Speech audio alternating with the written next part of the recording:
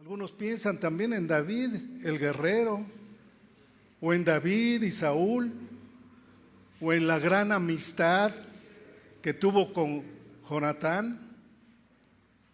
Como padres, tal vez tengamos la tendencia de pensar en David como un hombre deshecho y bañado en lágrimas después de enterarse de la prematura muerte de su hijo Absalón.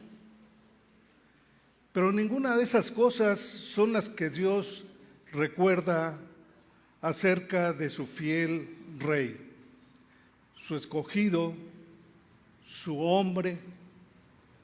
Si queremos saber lo que Dios recuerda en cuanto a David, tendremos que ir al Nuevo Testamento. Allí en el libro de Hechos, en el capítulo 13, versículo 22, quien habla ahí es Pablo, que se está dirigiendo a un grupo de personas que conocían su propia historia judía. Estaba desarrollando un mensaje que iba a concluir con la persona de Cristo, pero al hacerlo también les recuerda escenas del pasado. Les dice cómo pidieron los israelitas un rey y Dios les dio a Saúl. Y después les dice ahí, versículo 22, dice, quitado es decir, sabemos que Dios quitó a Saúl, dice, les levantó por rey a David, de quien dio también testimonio diciendo, he hallado a David, hijo de Isaí, varón conforme a mi corazón, quien hará todo lo que yo quiero. Qué magnífico epitafio, ¿no creen? No dice, he hallado a David para que sea un gran guerrero, ni he hallado a David para que sea un fiel pastor, ni he hallado a David para que sea un rey brillante. Nada de estas cosas. Lo que el versículo realmente dice, he hallado a David interesado en las mismas cosas por las que yo, Dios, me intereso. Es un hombre cuyo corazón late en sincronía con el mío, dice Dios. Cuando miro a la derecha, David mira a la derecha. Cuando miro a la izquierda, David mira a la izquierda. Y cuando le digo, me interesa eso, David dice, a mí también me interesa. Eso es ser un hombre. Eso es ser un hombre, una persona conforme al corazón de Dios. Hay quienes al reflexionar sobre la vida dicen, bueno, a veces se gana, pero también a veces se pierde. Hay que tratar de sacarle el mejor provecho después de todo. Nadie es perfecto, ¿verdad? Pero hay otros que dicen, si Dios lo dice, quiero hacerlo. Estos últimos son conforme al corazón de Dios. En la familia de Dios hay dos categorías. Hay dos categorías de personas. Las del primer grupo pasan un tiempo considerable en el encierro carnal, mucho tiempo lamentándose y quejándose para después recuperarse de las aventuras que están muy alejadas del plan de la voluntad de Dios. Pero los otros no van muy lejos antes de que comiencen a darse cuenta realmente dónde se encuentran. Esos tienen sus cuentas al descubierto y vuelven rápidamente al buen camino. ¿Por qué? Porque son conforme al corazón de Dios. Para estas personas, nada que tenga que ver con su relación con Dios carece de importancia. Los que viven la mayor parte de su vida en esta segunda categoría realmente son escasos. No abundan las personas que tienen un corazón ardiente para Dios. No abundan las personas que obedecen sus preceptos y que honran sus principios. Pero David era una de ellas. David era una de ellas. Y esto lo podemos ilustrar con el siguiente ejemplo. Cuando tú vas conduciendo tu auto y ves una señal que dice límite máximo de velocidad 80 kilómetros por hora, eso es un precepto. Significa que la velocidad debe ser 80 kilómetros por hora. No importa si son las 3 de la madrugada o las 3 de la tarde, o que sea una avenida desierta o en medio del tráfico de más afluencia. El límite máximo es claramente 80 kilómetros por hora. Eso es un precepto sin discusión. Pero si la señal dice conduzca con cuidado, eso es un principio. Significa una cierta velocidad cuando hay tráfico, cuando hay un tráfico pesado en una autopista, y significa algo completamente diferente en una carretera desierta. Tú manejarás con cuidado y de una manera y de cierta manera en medio del tráfico, y de otra manera completamente diferente en una autopista desierta. Eso es un principio, y los principios necesitan aplicarse con sabiduría, con sabiduría. Entonces, cuando se trata de la vida espiritual, los que son conforme al corazón de Dios se preocupan tanto o se preocupan mucho, ¿verdad? Tanto por los principios como por los preceptos. Y cuando encuentran un precepto claramente delineado, dicen: al observar mi vida, me doy cuenta de que no se adapta a ese precepto. Y hacen exactamente eso, lo que dice el precepto, ni más ni menos. Y eso fue lo que hizo David, de acuerdo ahí con 2 de Samuel 6, 1 al 23. Vamos a leer este pasaje de 2 de Samuel 6, 1 al 23. Si me acompañan ahí con su vista y su entendimiento, obviamente, vamos a leer estos primeros 23 versículos. Dice ahí la palabra de Dios: David volvió a reunir a todos los escogidos de Israel, 30,000.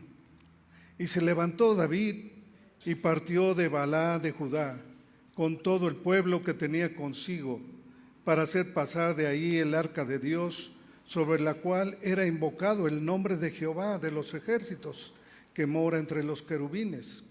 Pusieron el arca de Dios sobre un carro nuevo y la llevaron de la casa de Abinadab, que estaba en el collado, y Usa y Ahío, hijos de Abinadab, guiaban el carro nuevo. Cuando lo llevaban de la casa de Abinadab, que estaba en el collado con el arca de Dios, Ahío iba delante del arca, y David y toda la casa de Israel danzaban delante de Jehová con toda clase de instrumentos. Toda clase de instrumentos de madera, dice, de haya, con arpas, salterios, panderos, flautas, címbalos. Cuando llegaron a la era de Nacón, Usa extendió su mano al arca de Dios y lo sostuvo porque los bueyes tropezaban. Y el furor de Jehová se encendió contra Usa y lo hirió ahí Dios por aquella temeridad, y cayó allí muerto junto al arca de Dios. Y se estremeció David por haber herido Jehová a Usa, y fue llamado a aquel lugar Pérez Usa hasta hoy. Y temiendo David a Jehová, aquel día dijo: ¿cómo ha de venir a mí el arca de Jehová? De modo que David no quiso traer para sí el arca de Jehová a la ciudad de David, y la hizo llevar David a casa de Obed-edom Geteo. Y estuvo el arca de Jehová en casa de Obed-edom Geteo 3 meses. Y le dijo Jehová a Obed-edom a toda su casa. Fue dado aviso al rey David, diciendo: Jehová ha bendecido la casa de Obed-Edom y todo lo que tiene, a causa del arca de Dios. Entonces David fue y llevó con alegría el arca de Dios de casa de Obed-Edom a la ciudad de David. Y cuando los que llevaban el arca de Dios habían andado 6 pasos, él sacrificó un buey y un carnero engordado. Y David danzaba con toda su fuerza delante de Jehová, y estaba David vestido con un efod de lino. Así David y toda la casa de Israel conducían el arca de Jehová con júbilo y sonido de trompeta. Cuando el arca de Jehová llegó a la ciudad de David, aconteció que Mical, hija de Saúl, miró desde una ventana y vio al rey David que saltaba y danzaba delante de Jehová, y le menospreció en su corazón. Metieron pues el arca de Jehová y la pusieron en su lugar en medio de una tienda que David le había levantado.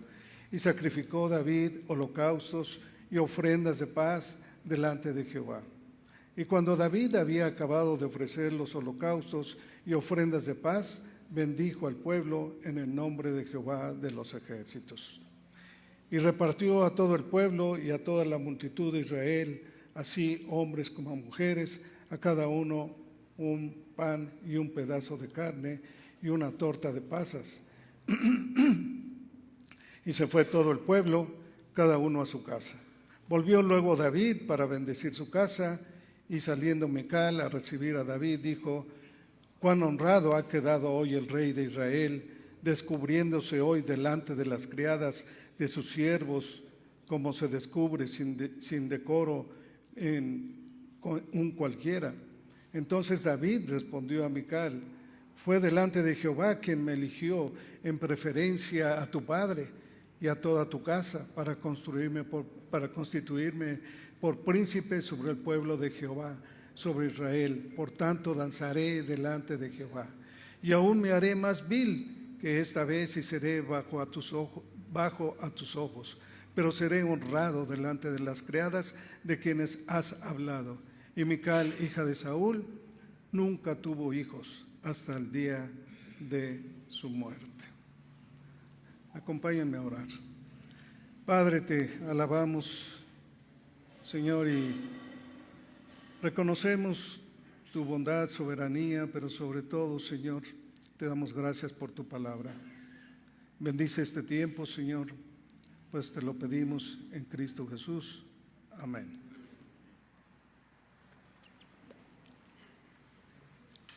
Aquí vemos que David tenía una preocupación. La preocupación de David era el arca.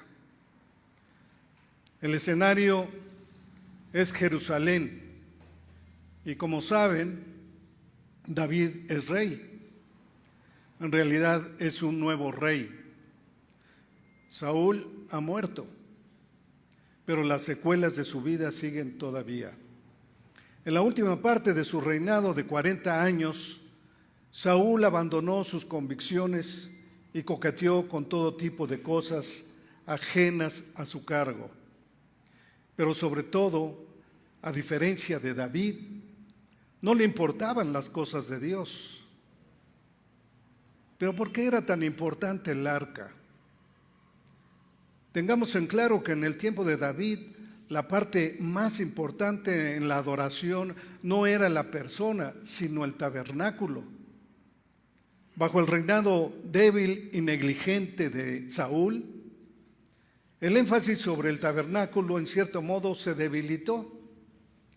En ese tiempo, una parte particular del mobiliario sagrado se encontraba separada del tabernáculo. Resulta increíble, pero el enemigo se había apoderado del arca del testimonio. Ahora bien, eso no significa mucho para el mundo gentil de hoy, pero en aquel tiempo, pues la pérdida del arca significaba que ya no se contaba con la presencia de Dios, porque el Señor moraba en su gloria sobre el arca del testimonio. Era esencial entonces la adoración a Jehová.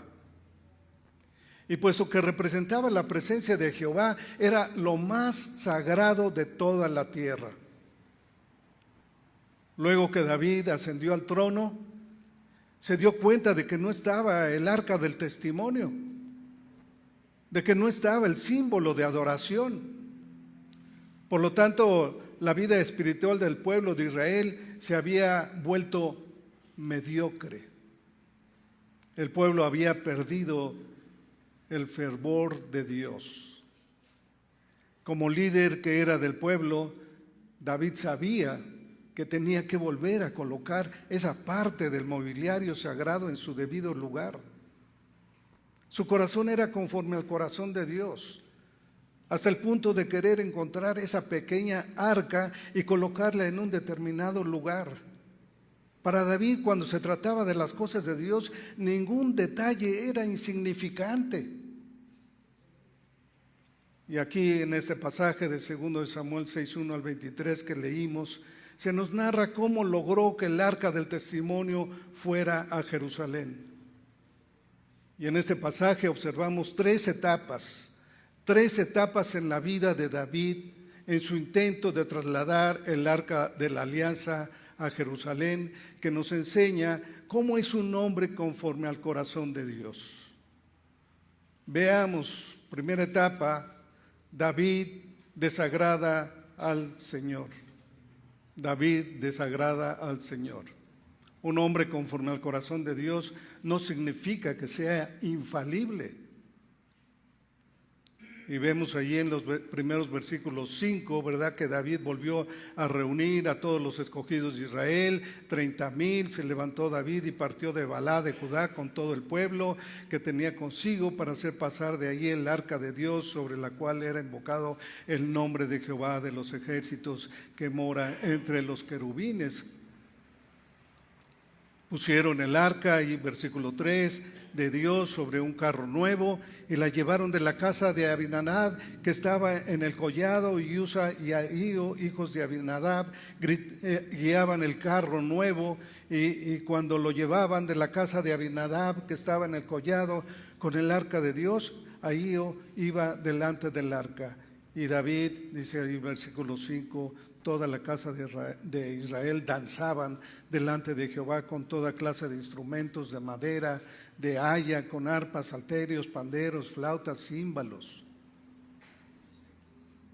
Sin duda que era un deseo noble, ¿verdad?, por parte de David, traer el arca de Jerusalén, pero es posible tener celo sin conocimiento y hacer una buena obra en una forma equivocada.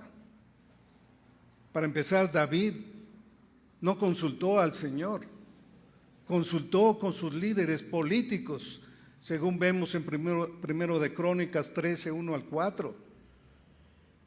Parece que su principal motivo fue unificar a la nación bajo su gobierno antes de glorificar a Dios. Y aquí en los versículos 1 al 5 vemos a David regocijándose y celebrando y teniendo el momento más gozoso, sabiendo que el arca del testimonio regresaba al lugar donde debía estar, con el pueblo de Israel. El sonido de la música y el gozo de la obediencia palpitaban en el corazón de David. El arca está de vuelta, aleluya, aleluya. O quizás shalom, shalom. Pero ¿en qué consistía el arca del testimonio? Su nombre significa caja o cofre. Fue Dios mismo quien le dio el modelo a Moisés. El arca estaba hecha de madera, tenía forma rectangular, estaba cubierta por dentro y por fuera de láminas de oro. Tenía además una moldura de oro por todo el contorno. A cada lado de la cubierta había un querubín de oro martillado. Estos ángeles de oro estaban frente a frente, con sus alas extendidas sobre la cubierta de oro, y miraban el cofre. Aparentemente estos querubines eran pequeños, porque una pieza de oro sólido será muy pesado. De haber sido muy grande la parte superior del arca, pues entonces habría sido muy pesada y también difícil de llevar de un lugar a otro. Todo tenía que ser transportable. Por debajo de la chapa que estaba dentro del arca había 3 objetos. Había un vaso de oro que contenía el maná del desierto, tenía la antigua vara de Aarón y las tablas del pacto, es decir, las tablas de piedra. Dios había prometido que se encontraría con su pueblo sobre el propiciatorio. Para nosotros todo esto pues tal vez suene hasta extraño, porque toda nuestra adoración ahora es abierta, realista, pero lo entendemos todo, ahora que Cristo, ¿verdad?, vino y murió. Antes del Calvario, muchas de las cosas de Dios eran símbolos, tipos e imágenes, como mirarse el rostro en un espejo nebuloso o brumoso. Se ve la imagen, pero no se ven los detalles. Así es como ellos adoraban. Tenían un cofre y sobre ese cofre brillaba la misma gloria de Dios, sobre esa lámina, sobre ese propiciatorio. Por cierto que el arca era absolutamente santa, separada para Dios. Tan cuidadoso fue Dios con sus instrucciones acerca de ella, que hasta les dijo cómo debía ser transportada. En la base de cada uno de los 4 extremos había unas argollas de oro, y a través de esas argollas unas varas doradas con las cuales debían transportar el arca, de manera que ninguna mano humana la tuviera que tocar. Además, Dios había establecido claramente que el mobiliario del tabernáculo solo podía ser manejado por los levitas y que las varas tenían que ser puestas sobre sus hombros. Cada aspecto de la adoración era importante para Dios. Aún la forma de transportar el arca de un lado a otro. Y fue en ese punto que David se metió en problemas. David era un hombre práctico y realista. Era el rey, alguien que tomaba decisiones. Sabía que para que el pueblo adorara, necesitaba tener el arca del testimonio, de tal manera que con el fin de bajar el arca desde la colina donde se encontraba, en la casa de Abinadab, la mejor y más rápida manera de hacerlo era pues utilizando una carreta. Por tanto, David les mandó que consiguieran una carreta, que colocaran sobre ella el cofre, y unos pocos hombres les dijo, en efecto, llévenla a Jerusalén. Noten ahí la equivocación de David. Ignoró la palabra de Dios. Ignoró la palabra de Dios en lugar de pedir que los levitas llevaran el arca, en hombros. Como vemos que dice ahí en Números 3, 27 al 31. Siguió el ejemplo mundano. Siguió el ejemplo mundano de los filisteos y puso el arca en un carro nuevo. Dios les permitió a los filisteos usar este método, puesto que no eran su pueblo del pacto, instruidos en su palabra. Pero que los judíos ignoraran el mandamiento divino e imitaran a las naciones paganas, era simplemente incitar al desastre. Hermanos, ¿cuántas veces ignoramos a Dios? ¿Cuántas veces ignoramos a Dios y nos dejamos llevar por nuestros deseos, nuestros sentimientos y emociones, ignorando la palabra de Dios? Cuando la palabra nos dice que no nos conformemos a este mundo, ¿verdad? Sin embargo, lo hacemos. En lugar de seguir los modelos dados por Dios desde el cielo, ¿no? Como dice Éxodo 25:40, mira y hazlos conforme al modelo que Dios te ha sido, como el modelo que te ha sido mostrado por Dios. Todo el pueblo estaba entusiasmado y gozoso, pero eso no significa que el método sea correcto a los ojos de Dios. Naturalmente, a la larga el método humano de hacer la obra de Dios falla. Vemos que los bueyes tropezaron y el arca corría peligro de caer. Veamos cómo sucedió. Descendían de la manera que mandó David, con 2 hijos de Abinadab, Usa y Ahío, dirigiendo la carreta, cuando sucedió algo terrible. Dice ahí el versículo 6 que leímos, que cuando llegaron a la era de Nacón, Usa extendió su mano al arca de Dios y la sostuvo porque los bueyes tropezaban. Y el furor de Jehová se encendió contra Usa y lo hirió ahí Dios por aquella temeridad y cayó ahí muerto junto al arca de Dios. Usa extendió su mano para mantener firme el arca y evitar que cayera. Eso fue todo lo que hizo. Después de todo, podríamos decir, bueno, ¿no era lógico que lo hiciera? En vez de dejar que el arca se cayera de la carreta y posiblemente se partiera o doblara, había que agarrarla, ¿no es cierto? Había que sostenerla. Bueno, entonces, ¿qué es lo correcto? Podías preguntar. Lo correcto es que el arca no hubiera estado en peligro si la hubieran transportado exactamente como Dios lo había ordenado. Los levitas eran los que debían llevar el arca, utilizando las varas colocadas a través de las pequeñas argollas que estaban en el fondo del cofre, ¿recuerdan? Además, estas varas debían ser colocadas sobre los hombros de estos hombres especialmente designados, quienes debían mantener el equilibrio de este cofre sagrado al transportarlo de un lugar a otro. Es como un dicho que muchos hemos escuchado: no importa lo que hagas, pero hazlo, aunque lo que hagas sea malo. No importa el medio, sino el resultado. ¿Cuántas veces hemos oído eso, hermanos? Sin embargo, ese es un consejo de lo más tonto que yo he escuchado en toda mi vida. Nunca hagas algo que sea malo, pues para Dios sí importan los medios. A Dios sí le importan los medios. No hagas nada a menos que no sea lo correcto. Entonces, hazlo con todas tus fuerzas, y este sí es un consejo sabio. Pero David tal vez dijo: necesitamos bajarla hasta aquí. ¿A quién le importa cómo lo hagamos? Con tal que lo pongamos aquí. A Dios le importa.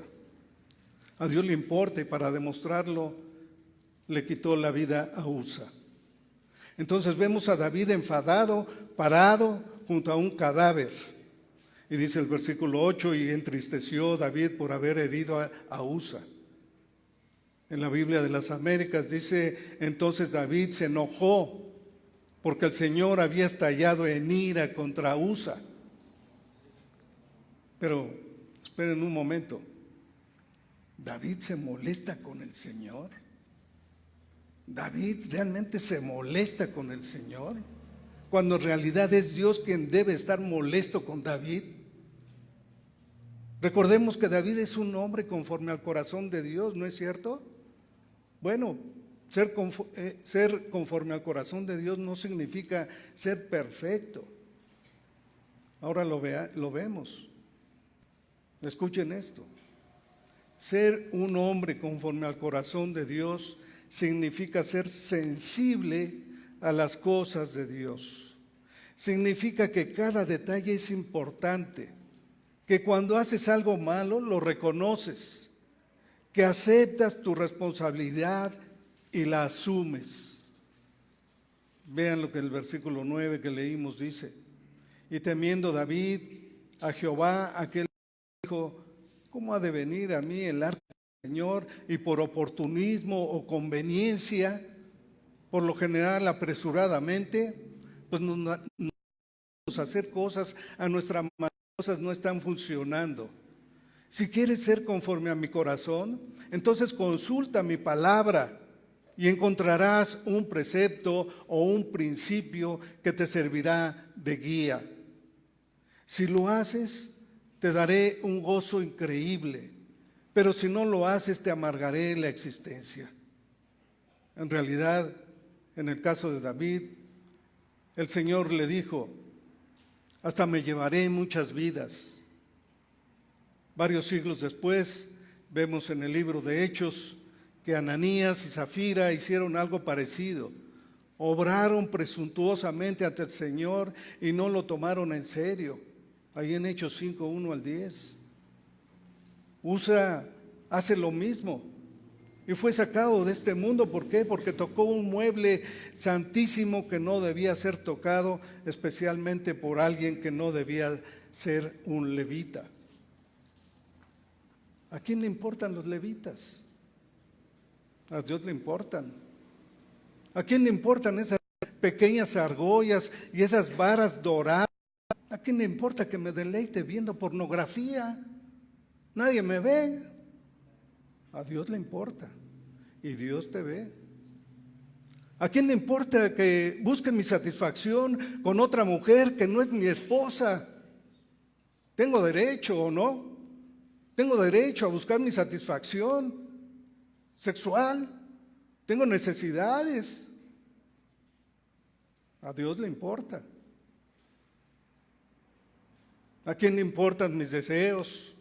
Los motivos de mi corazón, ¿a quién le importan? A Dios le importa. Si no le importaran, no habría dicho nada acerca de estas cosas. Y porque a Él le importan, también a nosotros nos deben de importar. A eso se reduce todo el asunto. Cuando comienzan a importarnos las cosas que le importan a Dios, nos convertimos entonces en hombres conforme al corazón de Dios. Y solo entonces comenzamos a tener verdadera libertad y verdadero gozo y satisfacción. En el versículo 10 vemos que David tuvo mucho miedo. Dice: de modo que David no quiso traer para sí el arca de Jehová a la ciudad de David, y la hizo llevar David a casa de Obed-Edom geteo. La última vez que lo intentó le costó la vida a un hombre. Por tanto, David dice: déjenla. Y la colocaron en la casa de un hombre llamado Obed-Edom. Transcurren 3 meses, dice el versículo 11, y estuvo el arca de Jehová en casa de Obed-Edom geteo 3 meses. Y bendijo Jehová a Obed-Edom y a toda su casa. No hay arca en Jerusalén. Y David, todo preocupado, se pregunta: ¿qué será lo que estará ocurriendo? Quiero que el arca del Señor esté aquí. Y Obed-Edom la tiene allá. ¿Qué sucede? Obed-Edom está disfrutando de lo mejor, acaparando todas las bendiciones. ¿Y entonces qué sucede? La segunda etapa de David. Vean, David muestra su celo por el Señor. Un hombre conforme al corazón de Dios investiga en las Escrituras y se interesa por hacer la voluntad del Señor. Un hombre conforme al corazón de Dios investiga en las Escrituras y se interesa por hacer la voluntad del Señor. Dice ahí el versículo 12: fue dado aviso al rey David diciendo: Jehová ha bendecido la casa de Obed-Edom y todo lo que tiene a causa del arca de Dios. Entonces David fue y llevó con alegría el arca de Dios de casa de Obed-Edom a la ciudad de David. Bueno, pero un momento. ¿No se había dicho que el arca no podía ser tocada? Pero aquí dice que David la hizo subir. Veamos qué fue lo que sucedió en este pasaje paralelo de primero de Crónicas 15, del 1 al 2. Veamos primero de Crónicas.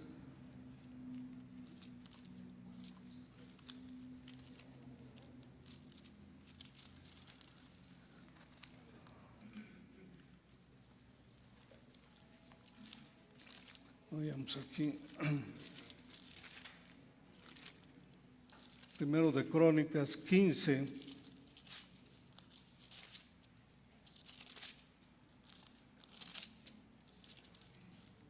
Dice ahí en el versículo 1, dice, hizo David también casas para sí en la ciudad de David y arregló un lugar para el arca de Dios y le levantó una tienda.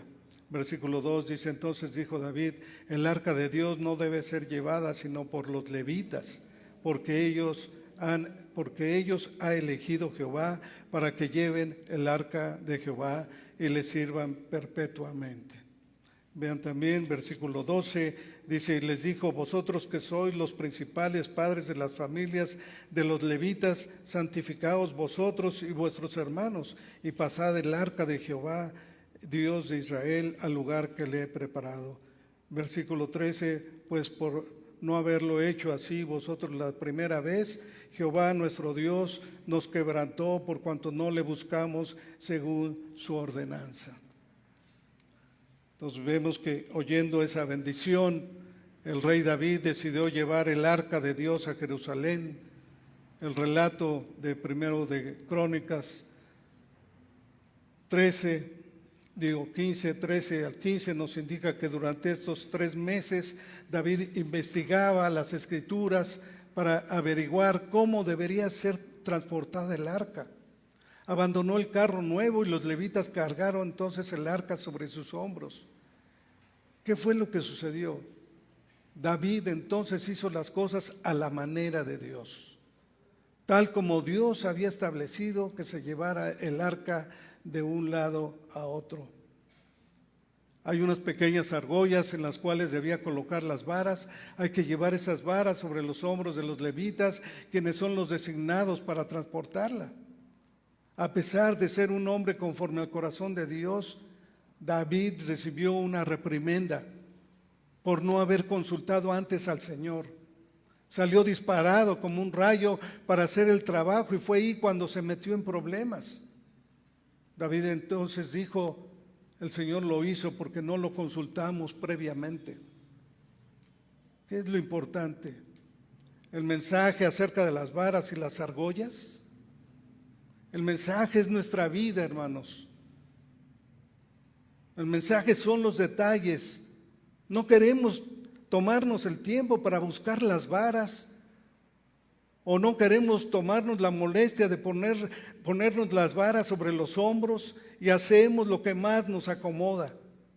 Y confiamos más en nuestra habilidad, en nuestra inteligencia, en nuestra experiencia, en vez de hacer las cosas a la manera establecida por Dios con todo y sus detalles. Pero tengamos siempre en cuenta que si al Señor le importó lo suficiente como para escribirlo, y si le importó bastante como para preservarlo, le importa bastante los detalles como para que tú y yo hagamos las cosas exactamente a su manera. Si el Señor te dice, huye de la fornicación, no te unas en yugo desigual, tienes que obedecer, te guste o no te guste. Eso fue en realidad lo que hizo David. Versículo 13 dice, y cuando los que llevaban el arca de Dios habían andado 6 pasos, él sacrificó un buey y un carnero engordado. Finalmente introducen el arca de Jerusalén y observemos lo que hace David. Versículo 14 dice, y David danzaba con toda fuerza delante de Jehová, y estaba David vestido con un efod de lino, y así David y toda la casa de Israel conducían el arca de Jehová con júbilo y sonido de trompeta. Dice que David sacrificó un buey y un carnero engordado. Entonces con danza en las calles, el arca se llevó a una tienda temporal en la ciudad de David. El mismo rey estaba tan gozoso que danzaba con toda su fuerza delante de Jehová. Estaba David vestido con efod de lino en vez de sus acostumbrados vestidos reales. David se sentía gozoso, se sentía libre porque al fin había hecho las cosas a la manera de Dios. ¿Qué aprendemos de esto, hermanos? Cuando tú obedeces eres libre. Pero cuando desobedeces eres prisionero de tu desobediencia, eres prisionero de tu pecado. La persona, en nuestro caso David, que está danzando de gozo, es una persona libre. ¿Por qué? Por haber metido la vara en la argolla, por haber puesto las varas en los hombros de los hombres debidos, porque nadie tocó el sagrado cofre. David es libre, hizo lo que Dios había mandado. El mundo dice, no te preocupes por esos detalles, no te preocupes por esos pequeños detalles. Dios es más grande que esas pequeñas argollas. No, no es correcto eso, porque Dios ve todo el escenario, pone a prueba nuestra obediencia en cosas tan pequeñas como una argolla, una vara y un hombro. Pero pensemos en esto: cuando somos verdaderamente libres por haber hecho lo que le agrada a Dios, las personas que no son libres se sentirán incómodas con nuestra libertad, con nuestro gozo. Observen lo que hace la esposa de David. Ahí en el versículo 16 dice que cuando el arca de Jehová llegó a la ciudad de David, aconteció que Mical, hija de Saúl, miró desde una ventana y vio al rey David que saltaba y danzaba delante de Jehová, y le menospreció en su corazón. El menosprecio de Mical hacia David se explica con su sarcástica observación. En el versículo 20 dice: volvió luego David para bendecir su casa, y saliendo Mical a recibir a David, dijo: cuán honrado ha quedado hoy el rey de Israel, descubriéndose hoy delante de las criadas de sus siervos, como se descubren sin decoro con cualquiera. Sarcasmos y más sarcasmos, y después un golpe y otro más, ¿verdad? Qué bonito matrimonio, ¿verdad? ¿No creen?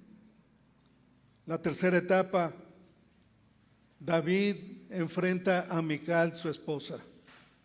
Un hombre conforme al corazón de Dios vence cualquier obstáculo que le impide cumplir la obra de Dios. Un hombre conforme al corazón de Dios vence cualquier obstáculo que le impide cumplir la obra de Dios. Notemos la respuesta de David.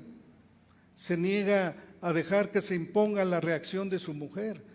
Por eso le dice a Mical: fue delante de Jehová quien me eligió en preferencia a tu padre y toda tu casa, para constituirme por príncipe sobre el pueblo de Jehová, sobre Israel. Por tanto danzaré delante de Jehová, y aún me haré más vil que esta vez, y seré bajo a tus ojos, pero seré honrado delante de las criadas de quienes has hablado. Y Mical, hija de Saúl, nunca tuvo hijos hasta el día de su muerte. David también se valió de un poco de sarcasmo al referirse al padre de Mical, pero dijo la verdad. Mical, hija de Saúl, nunca fue una esposa apropiada para David. Nunca dio muestras de fe en el Dios de Israel. En 1 Samuel 19:13 se indica que adoraba ídolos. David no la tomó por esposa por dirección del Señor, sino que la ganó. La ganó al matar a Goliat y al cumplir los homicidas requisitos impuestos por Saúl, según 1 Samuel 18, 17 al 27. Esta alianza vitalicia con la familia de Saúl trajo problemas desde el mismo inicio, como ocurre con todas las alianzas impías. Dice 2 Corintios 6, 14 al 15, dice: no os unáis en yugo desigual con los incrédulos, porque ¿qué compañerismo tiene la justicia con la injusticia? ¿Y qué comunión la luz con las tinieblas? ¿Y qué concordia Cristo con Belial? ¿O qué parte el creyente con el incrédulo? Volviendo aquí a nuestro texto, no sabemos exactamente la razón, ¿verdad?, por la que Mical no tuvo hijos. Quizá David no volvió a tener relaciones íntimas con ella, pero cualquiera que sea la razón, fue estéril hasta el día de su muerte. Ser estéril, entre paréntesis, era el mayor estigma que podía sufrir una mujer judía. Cuando otros nos critican y sabemos que nuestro corazón y motivos son conforme a lo que Dios manda, no debemos desalentarnos, no te desalientes. Si David hubiera sido como aquellos que se desalientan fácilmente, hubiera dicho, está bien, ya no serviré al Señor, ni siquiera mi esposa lo aprecia. Sin embargo, no. En lugar de eso, hallamos en el siguiente capítulo, en el capítulo 7, que David planeaba hacer aún más y constituir un templo para el Señor. Ese es el espíritu apropiado para un hombre conforme al corazón de Dios. Honrar al Señor sin tener en cuenta los obstáculos que se pongan enfrente. Para concluir, hermanos, ¿qué enseñanza podemos obtener de todo esto? Hay dos cosas en las que deberíamos de poner atención y que valdría la pena recordar por el resto de nuestra vida. Los ojos de David estaban puestos en el Señor, los de Mical, su esposa, estaban puestos en los demás. Cuando en un matrimonio sucede esto, lo más seguro es que ocurra una explosión. En primer lugar, cuanto mejor esté tu relación con Dios, mayor libertad y bendiciones tendrás. Si haces tu tarea como el Señor manda, si sabes cómo está tu relación con Él y obedeces su plan, serás realmente libre. Dice Santiago 1:25, dice, mas el que mira atentamente en la perfecta ley, la de la libertad, y persevera en ella, no siendo oidor olvidadizo, sino hacedor de la obra, este será bienaventurado en lo que hace. Muchos tal vez no lo entenderán. Es posible que seas mal interpretado. Algunos hasta te harán a un lado y hasta te consideran como alguien detestable, como lo fue David a los ojos de su propia esposa. Sin embargo, en este caso lo que debe importar antes que nada es la opinión de Dios, la opinión del Señor. Ninguna libertad es comparable a la que el Señor ofrece. En una palabra, eso se llama gracia. En segundo lugar, cuanto más libre seas delante del Señor, más confiado te volverás. Si tú estás seguro delante de Dios, sabes lo que es verdadera seguridad. Hay quienes están absorbidos por una vida de deleite mundano y piensan, esto sí que es una verdadera libertad, pero qué tan equivocados están. Pues están sufriendo la peor clase de servidumbre. No obstante, otros se esfuerzan por tener una buena relación con Dios y piensan, si es tan importante para Dios, tiene también que ser importante para mí. Si Dios se tomó el tiempo para escribirlo como un precepto, será mejor que crea que cuando dice 80 kilómetros por hora, significa exactamente 80 kilómetros por hora. Nunca quiere decir 85 ni tampoco 90, significa 80. Dios nunca cambia y siempre habla en serio. Finalmente, hermanos, quiero animar a aquellos de ustedes que se preocupan por los pequeños detalles de su vida en relación con Dios. Quiero felicitarlos por eso. Ustedes son los que resultan ser esposos piadosos, hijos piadosos, estudiantes piadosos, profesionales piadosos, hermanos en Cristo piadosos. Ustedes se preocupan tanto por su relación con Dios que no importa a qué se dediquen. Cuando escuchan o leen algo ordenado por la palabra de Dios, piensan, ¿cómo puedo aplicar eso a mi vida? Magnífico, sigan adelante, no se detengan, no aflojen el paso. Por otro lado, pregunta, ¿te ha dirigido claramente el Señor a hacer algo? ¿Te ha dirigido el Señor a hacer algo, pero todavía le sigues diciendo, no, por ahora no? Quizás estés tratando de regatear con Él, pero escúchame, no esperes más. Obedece ya, obedece hoy mismo. La mejor prueba de amor al Señor es tu obediencia. ¿Quieres ser como David? ¿Quieres llegar a ser un hombre conforme al corazón de Dios? Para esto no hace falta ser demasiado inteligente. Simplemente pon atención a las cosas que Dios considera importantes. Esfuérzate en cumplirlas. Dicho con una palabra, obedece. Oremos. Padre, Te damos gracias, Señor, por la manera en que te has revelado a ti mismo. Te alabamos como el Creador, sustentador y consolador del universo. Oramos porque aumentes nuestro compromiso para obedecer tu palabra y que seamos conscientes de todos los detalles que encontramos en ella, porque si tú los escribiste es que son importantes. Y si son importantes para ti, son importantes para nosotros también. Y como dice Santiago, que seamos hacedores y no solo oidores de tu palabra. Amén. Que Dios los bendiga.